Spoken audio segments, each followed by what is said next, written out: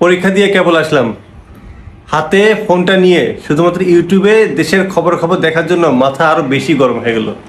বুঝলাম যে মধ্যপ্রাচ্যে একটা যুদ্ধ চলতেছে, পেট্রোল অকটেন পাওয়া যাচ্ছে না, কিন্তু ভাই সয়াবিন তেল কেন এই বাংলাদেশে আবার সংকট তৈরি হয়ে গেছে।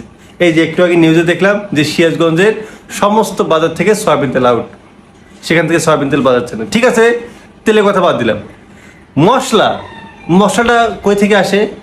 সেই মশলাটাও নাকি মধ্যপ্রাচ্যের যুদ্ধের জন্য নাকি বাংলাদেশে পাওয়া যাচ্ছে না, আবার পেলেও সেখানে কি লাগামহীন দাম। এই যে নিউজ, লাগামহীন দাম, এবং সেটার জন্য দায় নাকি এই মধ্যপ্রাচ্যের যুদ্ধ। আচ্ছা, বাংলাদেশে এই মশলা আসে বা ছোটোখাটো বিষয়গুলো আসে ভারত থেকে, চীন থেকে, মায়ানমার থেকে, থাইল্যান্ড থেকে, এগুলো আশেপাশের দেশ থেকে। তাহলে এই যে ছোটোখাটো জিনিস থেকে আশেপাশের দেশ থেকে আসে, এখানে কি জাহাজ চলাচলের কোনো সমস্যা হয়? তাহলে কোন হিসাবে এইসব জিনিসের লাগামহীন দাম থাকে, আবার এই জিনিসগুলো সহজে পাওয়া যায় না?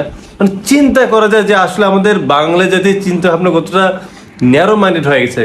এগুলো তো নতুন কিছু না, এগুলো তো আমাদের আগে থেকে স্বভাব হয়ে আসছে। কিন্তু একটা তো বিষয় চিন্তা করা উচিত যে একটা সংকট চলতেছে, মানুষ হুড়াহুড়ি করতেছে পেট্রোল অকটেনের জন্য, সেখানে সয়াবিন তেল এই যে সিরাজগঞ্জ থেকে আউট হয়ে গেছে। পাশাপাশি দেখা যাবে যে সিরাজগঞ্জ থেকে আজকে বাংলাদেশে আরও কয়েকটা জায়গা থেকে সয়াবিন তেল স্টক হয়ে যাবে, জিনিসপত্রের দাম আবার বেড়ে যাবে, মশলা পাওয়া যাবে না, ধীরে ধীরে প্রত্যেকটা দ্রব্যমূল্য এই বাজার থেকে নাই হয়ে যাবে। শুধুমাত্র এই গুটি কয়েক ব্যবসায়ীরা তাদের মাত্র লাভের জন্য, এই লাভের জন্য শুধুমাত্র, মানে কয়েকটা ব্যবসায়ীর হাতে এই পুরো বাংলাদেশ জিম্মি হয়ে গেছে। চিন্তা করা যায় যে তাদের মানে মানসিকতা কতটা ন্যারো, কতটা জঘন্য টাইপের। আমি আশ্চর্য হয়ে যাই যে এই লোকগুলো ন্যূনতম যদি দেশপ্রেম থাকতো, যদি দায়িত্ব কর্তব্যবোধ থাকতো। এই যে দুদিন আগে আমি দেখলাম, গতকাল নাকি তার আগের দিন, যে আমাদের তারেক ভাইয়ের সাথে বাংলাদেশের বিভিন্ন ব্যবসায়ীরা তারা একটা আলোচনা করলো। কি আলোচনা হলো আমি কিচ্ছু আসলে বুঝলাম না। এটা কি তার ফলাফল? এটা কোন কথা? এইভাবে যদি জিনিসপত্রের দাম বাড়ে তাহলে আমরা সাধারণ মানুষ কি করব? গতকালকে দেখলাম যে একটা লোক কষ্ট করে বলতেছে যে দরকার পড়লে আমি চুরি করব, থাকবো না, আমি কি করে খাবো এই দেশে। এখন হাহাকার করতেছে। এইভাবে চলছে আমাদের এই দেশ, আসলে কিচ্ছু বলার নাই। এই যে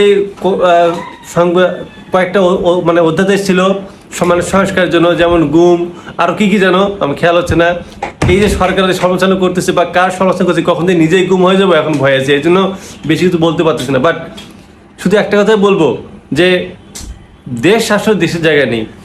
মানুষ কিছুদিন পর অনাহারে মরবে, মনে হচ্ছে আবার ৭৪-এর দুর্ভিক্ষ এই দেশে আবার দেখা দেবে। আসলে আপসেট।